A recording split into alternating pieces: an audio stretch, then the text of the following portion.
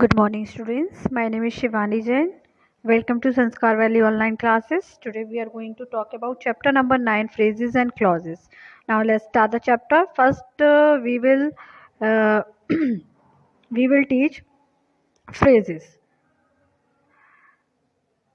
The unit in a sentence comprising a single word of or a group of words that helps in forming a sentence but does not make a complete sense by itself is called a phrase. Phrase क्या होती है? Phrase उन words का group होता है जो क्या हमें हेल्प करता है एक सेंटेंस को that helps in forming a sentence, sentence को फॉर्म करने की हेल्प करता है but does not make complete sense, लेकिन वो उसका कंप्लीट सेंस नहीं बताता है बाय इटसेल्फ, खुद से वो उसका कंप्लीट सेंस नहीं बताता है. It is called a phrase. तो वो क्या कहलाता है? आपका फ्रेज कहलाता है. Okay. phrases are of 5 types. यहाँ पे 5 types of phrases है. The central element in a phrase is known as the head of the phrase. जो central element होता है phrase का उसको अपन head of the phrase कहते हैं, which determines the type of each phrase. is Gautam speak good English. In the above sentence, the head of the phrase good English in English. इस sentence में जो head of the phrase है good English का वो क्या है? English. English क्या है? आपकी नाउन है. The adjective good modify the noun here. यहाँ पे जो एग्जेक्टिव गुड है वो जो नाउन इंग्लिश है उसको मॉडिफाई कर रहा है. This is a noun phrase. तो ये क्या कहलाएगी? नाउन फ्रेज कहलाएगी.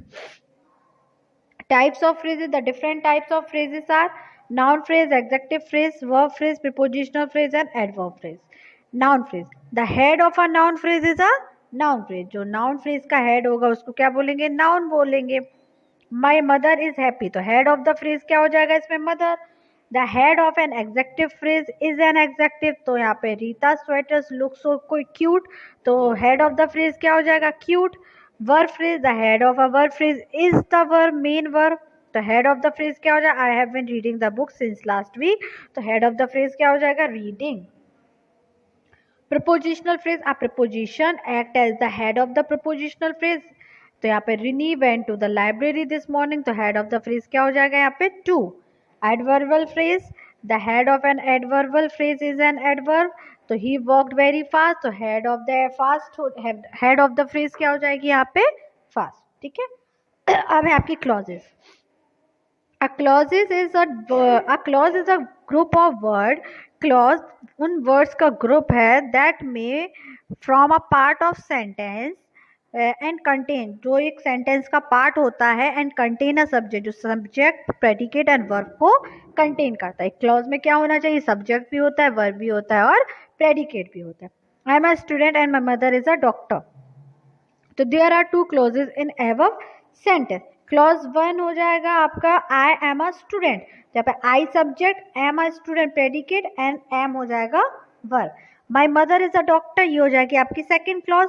माई mother subject is a doctor predicate is होगी verb. The ever sentence have a subject predicate and verb, therefore we call them clause.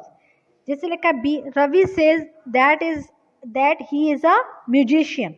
Clause 1 Ravi says. Clause 2 he is a musician. He started learning vocal music from his father when he was very young. So clause 1 he started learning vocal music from his father. Clause 2 he was very young. Like a phrase, a clause is a group of words. Phrase की तरह clause भी group का words मतलब words का group होता है that may form a part of sentence, but unlike phrase a clause has a subject and predicate. लेकिन जो phrases में subject और predicate नहीं होता, लेकिन आपकी clause में subject predicate होता है. A clause cannot be formed without a verb. जो clause है वो बना verb की form नहीं होती है. ठीक है. Types of clauses. There are the two types of clauses: independent और main clause, dependent and subordinate clause. Independent और main clause. Clause that have a subject and a finite verb. Clauses में subject होती है, finite verb होती है and make complete sense, और एक इसका कंप्लीट सेंस निकलता है bye them self, call the independent और मेन क्लॉज. क्लॉज क्या होती है? जो इंडिपेंडेंट क्लॉज में सब्जेक्ट और फाइनाइट वर्ब होता है जो एक कंप्लीट सेंस निकालता है सेंटेंस का, उसको बोलते हैं इंडिपेंडेंट और main clause. An independent clause can stand alone as a sentence. जो इंडिपेंडेंट क्लॉज होती है वो सेंटेंस में अकेले ही खड़ी होती है, उसे किसी की भी नीड नहीं होती है. Ali drives to work early. The given sentence has a subject Ali and finite verb drive. Since sentence has only one finite verb, we can say that the sentence made up of only one clause. Dependent and subordinate clause. A dependent clause depend on a main clause to make complete sense. जो dependent clause होती है वो main clause पे depend होती है किसी भी sentence को complete करने के लिए. Dependent clause are also known as a subordinate clause. जो डिपेंडेंट क्लॉज होती है उसको सबॉर्डिनेट क्लॉज कहते हैं. As important such clauses is less than the main clause. Subordinate clause are dominated by the main clause in a sentence. यहाँ पे जो subordinate clause होता है, डिपेंडेंट क्लॉज होता है, वो क्या होता है, वो जो आपकी मेन क्लॉज और इंडिपेंडेंट क्लॉज होती है उस पर पूरी तरीके से क्या करता है, डिपेंड होता है. ठीक है. Now let us look at this sentence. Ali drives to work early so that he can avoid the last minute rush. तो clause A and clause B. The above sentence is made of two clauses. ये जो sentence है आपके दो clauses से बना है. Clause A convey the primary meaning. Clause A है वो primary meaning को convey कर रहा है. It provides information that is complete in it. जो एक information दे रहा है कि sentence complete है. Clause B on the other hand gives additional information. जो clause B है वो clause A की एडिशनल इंफॉर्मेशन दे रहा है. एज क्लॉज एक में कंप्लीट सेंस बाय इटसेल्फ. जो क्लॉज ए है वो अपना कंप्लीट सेंस कर रही है अपने हिसाब से. And can stand alone as a sentence. और सेंटेंस में अकेले खड़ी रह सकती है.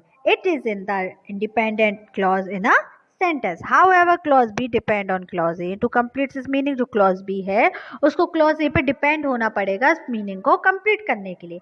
Since it can not be use on its own is known as a dependent clause. Okay, the different type of dependent clause are noun clauses, adjective clauses and adverbial clauses. First है आपका noun clause. A noun clause serve as a noun in a sentence. जो noun clause होती है sentence में noun की तरह ही serve करती है, मतलब use की जाती है.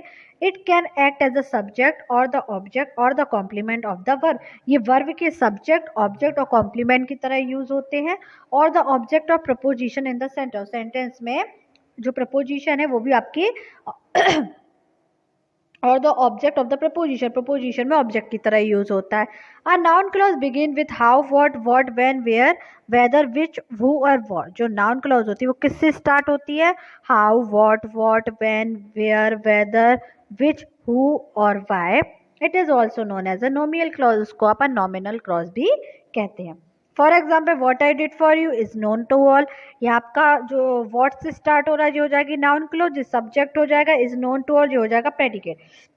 यहाँ पे जो subject of the verb is I है वो क्यों आई है कि सब्जेक्ट ऑफ द वर्ब इसलिए लिखा गया है क्योंकि आपकी जो नाउन क्लॉज है वो सब्जेक्ट में आ रही है नाउन क्लॉज, इसलिए अपन इसको सब्जेक्ट ऑफ द वर्ब, आपकी वर्ब क्या हो जाएगी इसमें इज हो जाएगी.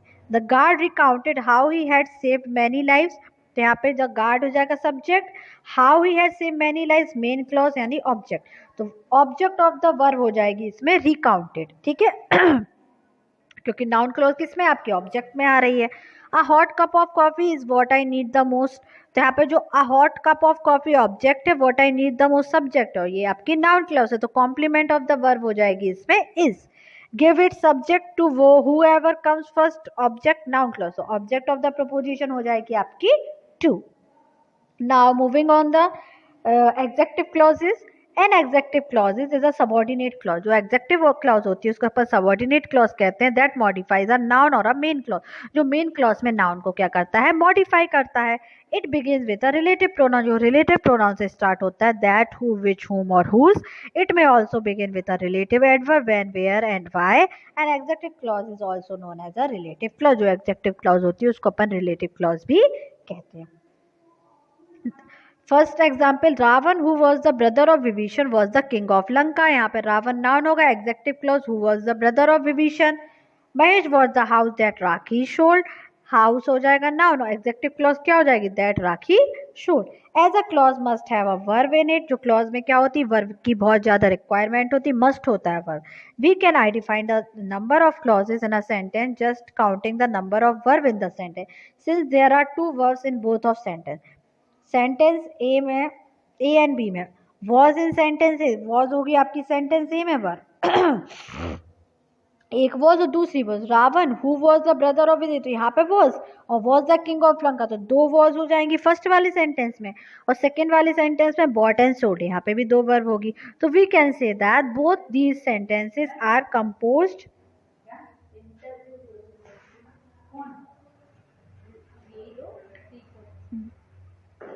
we can say that both of these sentences are composed of two clauses each. ठीक है, यहाँ पे आपकी we can say that the both these sentence are composed of two clauses. यहाँ पे जो आपकी sentence है वो दो clauses से मिलकर बन रहा है.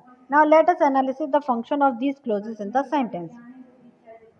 Now let us analyze the function of these clauses in the sentence. अब sentence A में clause 1 में Ravan was the king of Lanka, और sentence 2 में clause 2 है who was the brother of Vibhishan. तो sentence B में clause 1 में Mahesh bought the house, clause 2 that Rakhi sold. In the both sentences, clause A makes complete sense by itself. In both the sentence, clause 1 make complete sense by itself, whereas clause 2 does not. Hence, clause 1 is both the sentence in the main clause. Note that clause 2 in both of the sentence provides some additional information. देखो यहाँ पे जो आपकी दोनों sentence में clause 1 है वो आपकी डिपेंडेंट और मेन क्लॉज होगी, सॉरी इंडिपेंडेंट और मेन क्लॉज होगी, क्योंकि उसका वो कंप्लीट सेंस निकाल रहा है. लेकिन आपका जो सेंटेंस ए और बी का क्लॉज नंबर 2 है वो आपकी एडिशनल इन्फॉर्मेशन दे रही है, तो वो हो जाएगी आपकी डिपेंडेंट क्लॉज, और उसको अपन एग्जेक्टिव क्लॉज भी बोलेंगे. Third one is adverbial clause. An adverbial clause modify the verb in the main clause. जो एडवर्बल क्लॉज होती है वो मेन क्लॉज में वर्ब को मॉडिफाई करती है, और subordinate clause to which it attach an adverbial clause act like a adverb in a sentence. जो एडवर्बल क्लॉज होती है वो सेंटेंस में एडवर्ब की तरह एक्ट करता है. Answering question like how, when, where, why, to what extent and under what condition. An adverbial clause begin with because, while, as if, when, although, as if, after, each, since, unless, until, before, and so on. Example, he finished all his work before going to school. तो यहाँ पे he finished all his work ये हो जाएगी main clause, before going to school adverbial clause. Lata has been dancing main clause, since the party began adverbial clause. The adverbial clause act like the adverbs in the following ways. Adverbs modify action word in a sentence. Adverbial clause modifies the verb of the main clauses. जो adverb modify action word in a sentence, जो adverb है वो action word को sentence में modify करता है. Adverbial clause modify the verb of the main clause. जो adverbial clause होती है वो सेंटेंस में वर्ब को मॉडिफाई करती है. Just the placement of an adverb in a sentence in somewhat flexible. An adverbial clause can be place either before the main clause और after the main clause. जो adverbial clause होती है वो main clause के पहले भी लिखी जा सकती है और बाद में भी लिखी जा सकती है. ठीक है, now your chapter has been completed. Now let's check out the exercise. Multiple choice question. Filling the blanks is a group of word. A phrase is a group of word. There are 5 types of phrases. There are 2 types of clauses. A and noun clauses serve as noun in a sentence. A and adjective clause is also known as a relative clause. जो second वाला B वाला है बेटा ये आपको खुद ही try करना है. ठीक है, do yourself. C. Identify each of the following as clause of phrase, or write C for clause and P for phrase. यहाँ पे आपको clause और phrase को find करना है. जहाँ पे clause है वहाँ C लिखना है, जहाँ phrase है आपको P लिखना है. Identify noun clauses in the following sentence. In sentences में आपको noun clause को underline करनी है और आपको बताना है कि noun clause इसमें क्या role play कर रही है. जैसे फर्स्ट लिखा है I told you what I thought, तो व्हाट आई थॉट हो जाएगा नाउन प्लेस, और इसमें क्या वो रोल प्ले कर रही है, object of the verb told. क्योंकि नाउन क्लॉज है वो आपके ऑब्जेक्ट में आई है, इसलिए ऑब्जेक्ट ऑफ द वर्ब क्या हो जाएगी इसमें टोल्ड. ऐसे मैंने सारे आपको ये लिख के दिया हुआ है. ई अंडरलाइन द एग्जेक्टिव क्लॉज. इसमें आपको एग्जेक्टिव क्लॉज को अंडरलाइन करना है और उसमें जो नाउन आ रहा है उसको आपको एन सर्किल करना है, नाउन को आपको सर्किल करना है. जैसे लिखा है this is the school that nurtured me. That nurtured me हो जाएगा आपका एग्जेक्टिव क्लॉज, स्कूल हो जाएगा यहाँ पे नाउन. तो ये भी मैंने आपको पूरा कंप्लीट करके दिया है.